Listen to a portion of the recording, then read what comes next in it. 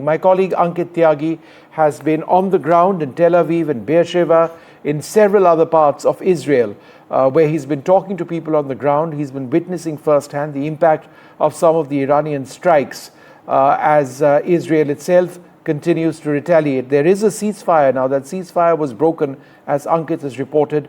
This is a compilation of his excellent ground reports from Israel.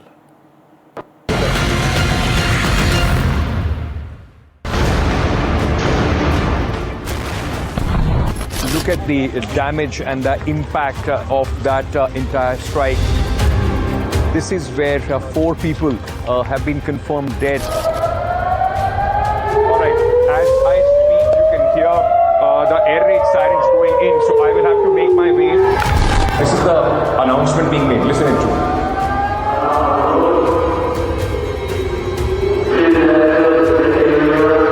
So this announcement basically saying make your way to the safe area.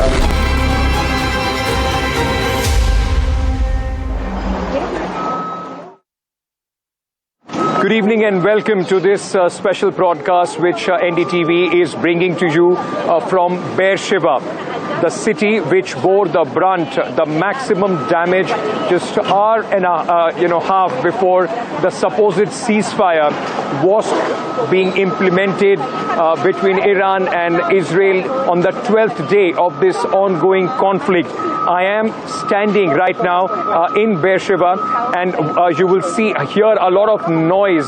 You will also see a lot of heavy earth moving vehicles behind me. They are at the site of what used to be a residential building right here. This is that residential building which was struck just 1 hour 15 minutes before the supposed ceasefire came into effect between Israel and Iran. 4 people lost their lives in this and 5 were badly injured, those who were pulled out of the rubble. Right from that time, there was expectation that Israel will respond, and what will then happen to the ceasefire. Both Iran and Israel seem to be wanting the last upper hand before the ceasefire could be implemented. That really angered the United States President Donald Trump, because remember, the Israeli defense minister had very clearly said that Israel is going to respond with full force to the aggression from Iran. Donald Trump came out, warned both the sides not to escalate. The big question now is, will this fragile peace, will this fragile ceasefire hold? Israel, as soon as we made the deal, they came out and they dropped a load of bombs, the likes of which I'd never seen before. The biggest load that we've seen. I'm not happy with Israel. You know, when I say, okay, now you have 12 hours, you don't go out in the first hour and just drop everything you have on them. So I'm not happy with them. I'm not happy with Iran either. But I'm really unhappy if Israel's going out this morning because of one rocket that didn't land, that was shot, perhaps by mistake, that didn't land. I'm not happy about that. So will this peace hold? That's the big question.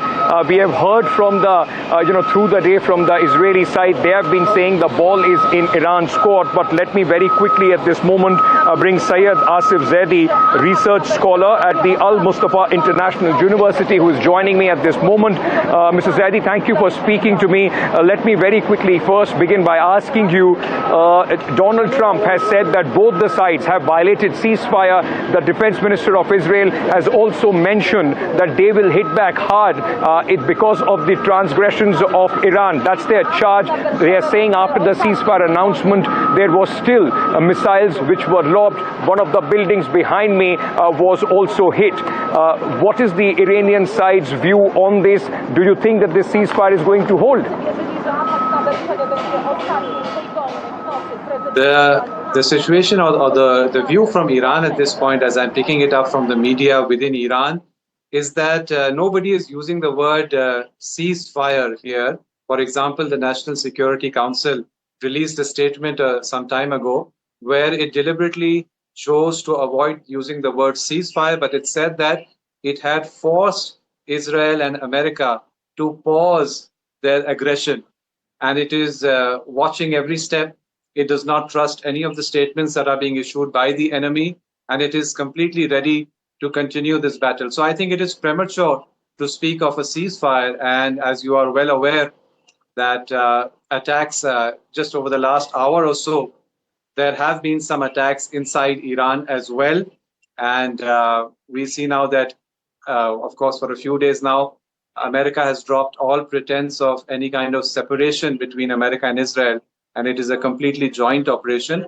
So it continues. I think it is premature to speak of a ceasefire. Interestingly, we've just seen a statement from the foreign minister of Qatar, who has said on record now that after the Iranian retaliatory attack on the Al Udeid American Air Base in Qatar, it was the American president that contacted the King of Qatar and requested that he speak to Iran and get a ceasefire.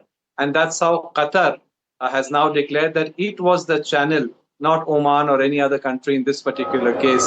Qatar has declared that it was the channel that initiated this conversation about ceasefire, but it has yet to come to any kind of fruition. So it is early to talk of a ceasefire. The balance of power has shifted decisively in West Asia and perhaps in the world. And America and Israel find themselves scampering, if I may use the word, to find some kind of face-saving exit from this quagmire that has been created by the unprovoked Israeli attack on Iran on the 13th of June.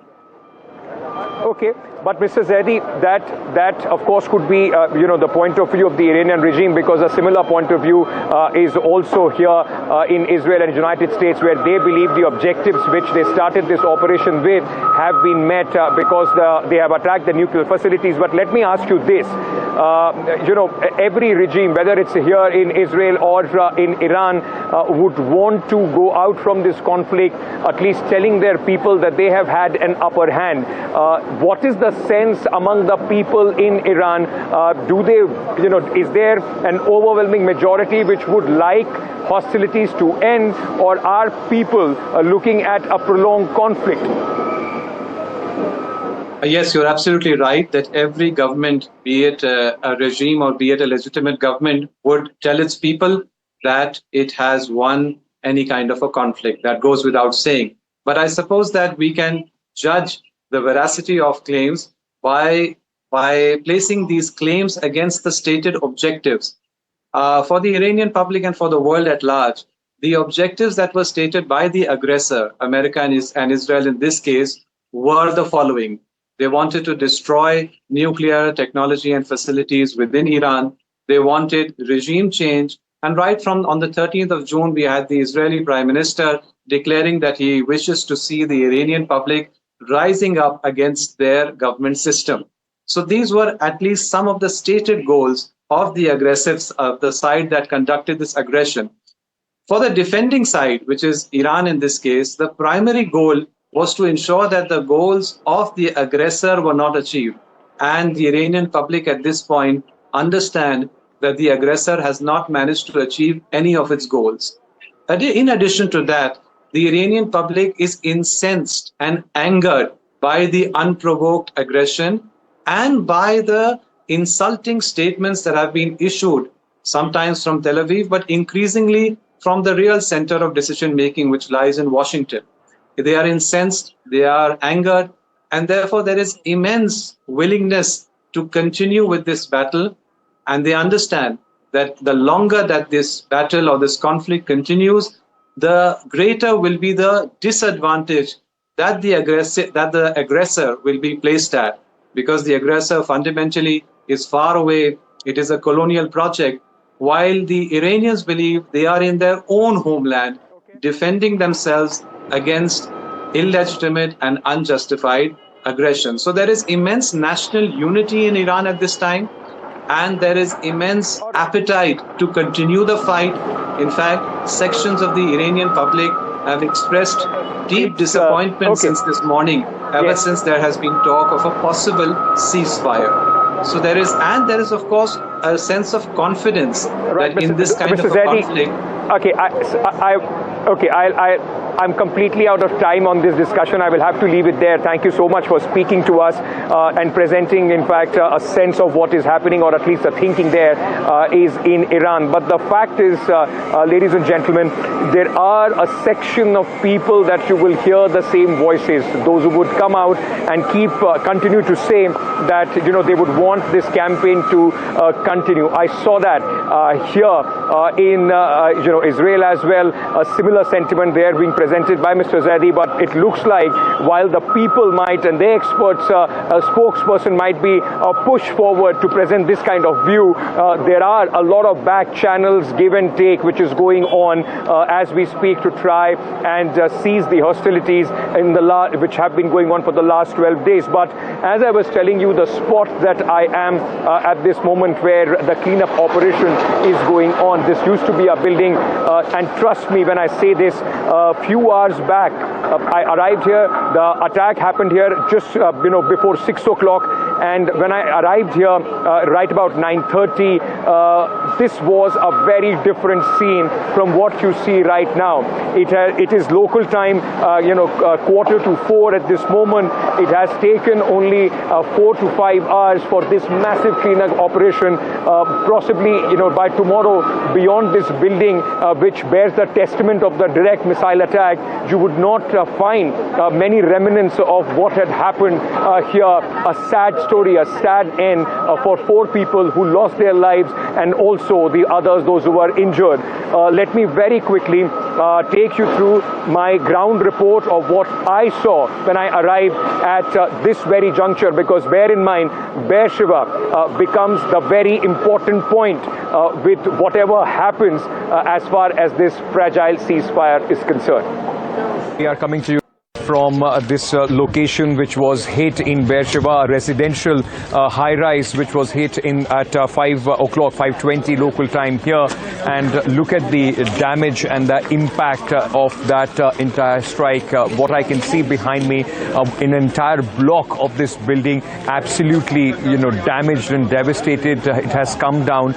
This is where 4 people have been confirmed dead after the first barrage of missiles came in from Iran. This is one of the localities in Be'er Sheva, one of the cities there, and you'll still see the rescue workers or right on top as well.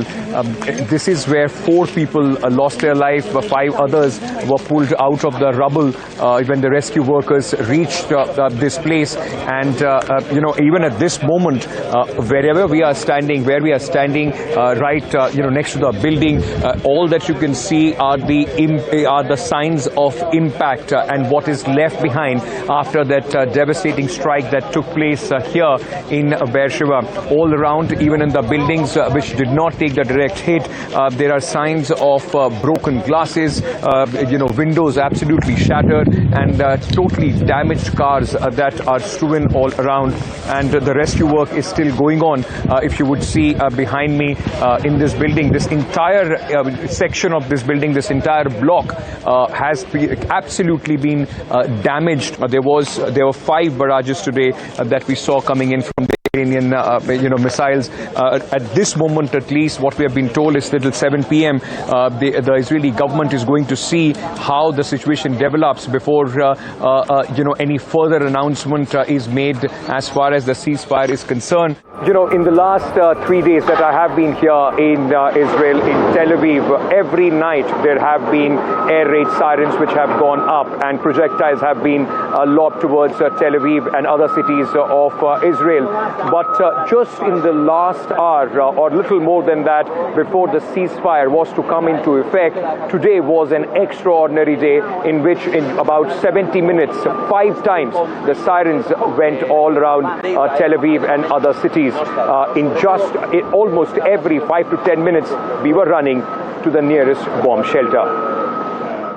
All right, as I speak, you can hear the air raid sirens going in, so I will have to make my way towards the shelter. This is the 4th time that these air raid sirens have gone in, and we will try and make our way out and see if we can find a safe place. This is the fourth time the air raid sirens have gone out here in Tel Aviv and Israel. Thank you so much.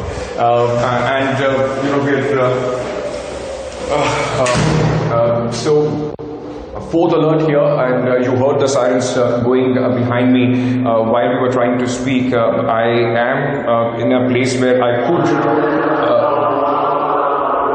All right, this is the announcement being made. Listen it to.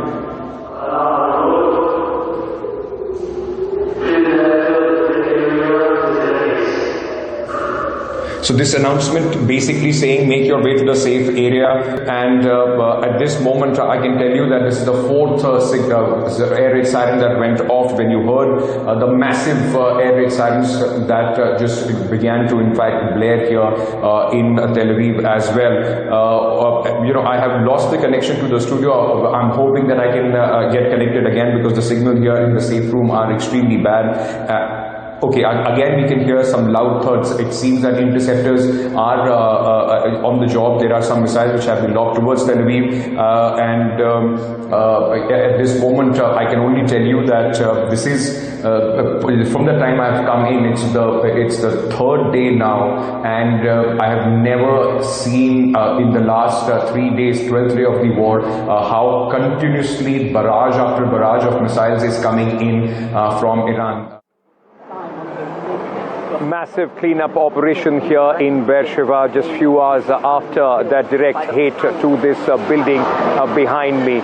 Frantic work going on with rescue workers now clearing the building, and debris being cleared and picked up with massive machines which have been pressed into action. In fact, it was not just this building but cars and buildings around this area which were also damaged, now being picked up one by one by these cranes which are coming in and taking the stuff away. When this strike took place, I spoke to the international, when I reached here, I spoke to the Israeli police international spokesperson who gave us an idea about the exact moment of the impact and the scenes that they saw right when they arrived here. Lieutenant Dean Elson, he is the international spokesperson for the Israeli police. Thank you so much for speaking to us. Let me ask you for this. There must be first responders who would have come at that point of time. When did the missile strike take place in this building? It's a completely residential civilian area. Yeah, so our emergency dispatch got the call approximately around 6 a.m. this morning, a little bit before that. And because our police officers have been on heightened alert since the very beginning, since June 13th, we've had units that were very close. They arrived here, including our bomb disposal units, to clear the site from missile fragments and debris so that the rest of the officers and security forces can go inside and begin their search and rescue efforts. We're talking about a residential building that sustained intense damage. You see it right here. It's not a military base and it's not a security building. This is somebody's home. It's not meant to absorb a ballistic missile. And unfortunately, we've recovered 4 individuals who were murdered here. We have a number of casualties, and the search and rescue teams are still working at this time. You can see them up there on the top floors, still going room by room to try to remove the rubble that was once somebody's home and try to uncover the civilians that might be trapped underneath. Is there a sense of how many people were there at the time of impact in this building, when the missile hit? I don't have exact numbers for you. I can give you my observation here from the field. You're talking about a 6-7 floor building with about 4 or 5 apartments on each floor. So you gather the numbers from there. Who was home? I can't exactly tell you. But what I can tell you is it doesn't matter even if there was one person at the house. What matters is that ballistic missiles are being fired at our civilian communities. It's not a matter of opinion anymore. Right, so that was, all that we saw today, and now the big question is, will this fragile peace, in fact, hold with the ceasefire hold? And as I say that, and I was telling you earlier of this massive cleanup operation which is going on here with debris being cleared, just look behind me where this, machine is trying to pull this truck which was parked in the vicinity of this building which took a direct hit just, about an hour before the supposed ceasefire was to come into effect, and at least for the people here in Israel. And for these rescue workers, they would be hoping that this is probably, if the ceasefire holds, the last time that they would have to indulge and do such massive cleanup operations. At this moment, that's all that we have in this special presentation. I'm Ankit Tyagi, signing off from Be'er Sheva for NDTV.